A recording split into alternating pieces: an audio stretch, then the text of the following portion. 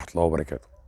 الفيديو ده مخصوص لمنطقة المغرة والريف المصري، عشان أنا لاحظت على مواقع التواصل الاجتماعي إن إحنا لما حد بيدخل ويسأل الريف المصري يا جماعة أنا ناوي أروح أشتري هناك، الكومنتات كلها بتقول له اهرب بدون سبب واضح أو مقنع.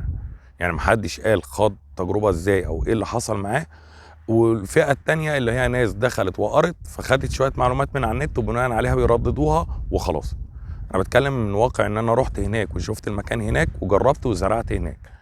مش في ارضي، في ارض حد تاني، بس انا يعني مجمل التجربه او خلاصه الموضوع.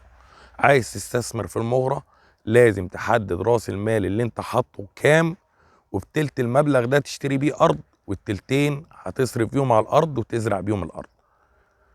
وتحدد الموقع كويس جدا. الموقع هناك لازم يكون قريب من الطريق الرئيسي عشان تبقى بعيد عن موضوع السرقات والمشاكل اللي بتحصل هناك في المنطقه من سرقات وغيره. لازم وانت رايح تشتري هناك ان انت تدور على ملوحة المية. ملوحة المية اقصى حاجة تاخدها هناك ما تزيدش باي حال من الاحوال عن 3000 ونص، عشان تقدر تزرع وتقدر تشتغل وتقدر تنتج. ده لو انت واخد الارض بهدف انتاج زراعي. لو خدها بهدف انتاج حيواني او اي انتاج تاني مش هيفرق معاك موضوع المية كتير.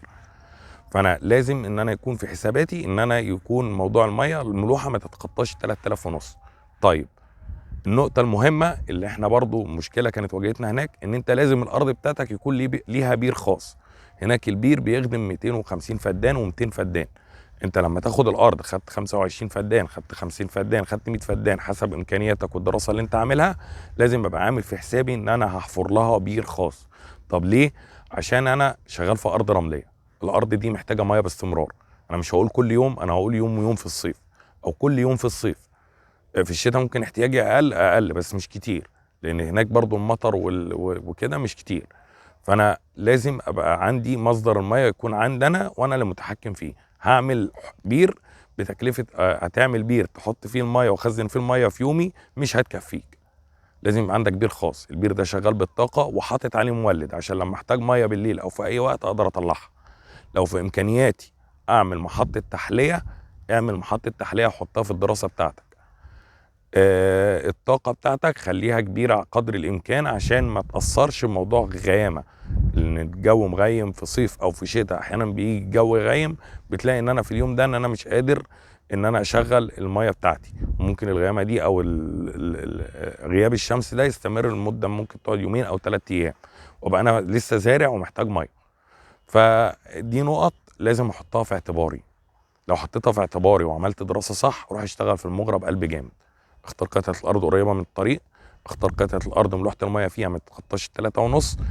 يكون معاك فلوس تشتغل، ما معاكش فلوس ما تروحش تشتري. معاك فلوس تشتغل بمعنى ان انا عشان اروح اشتري اي فدان ارض في منطقه كويسه وفيها ترعه وفيها صرف وفيها خدمات وكلام من ده، انا بتكلم في اقل حاجه 700 800 الف ان ما كانش مليون النهارده. فانا رايح اشتري فدان ب 35,000. مش مشكله ان انا لما اكلف الموضوع شويه واخلي الفدان ده يبقى واقف عليا ب 150,000، يبقى واقف عليا ب 200,000 في توتال التكلفه. انا عملت طاقه وعملت بير وعملت محطه تحليه وظبطت الدنيا والبيئه اللي انا اقدر اشتغل فيها وانتج منها. يبقى انا كده شغال صح. انما اخد فدان ب 35,000 وانا كل اللي حيلتي 200,000، اخد لي 4 5 فدادين واقعد جنبيهم، ما معيش اجيب بذور ازرع، ما معيش اجيب جزورين احوط بيه عشان خاطر اعمله كحمايه من الرياح وحمايه من الحيوانات، لان هناك في مشكله الجمال، مشكله كبيره.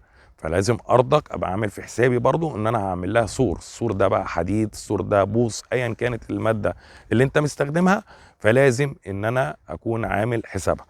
فخلينا متفقين وخلينا مع بعض ان المغرة منطقة انا شايفها منطقة كويسة، ارض كويسة، بس يكون معاك فلوس تصرف عشان تقدر ان انت تحقق انتاج وتحقق ربح، وربنا يكرم الجميع ويرزق الجميع.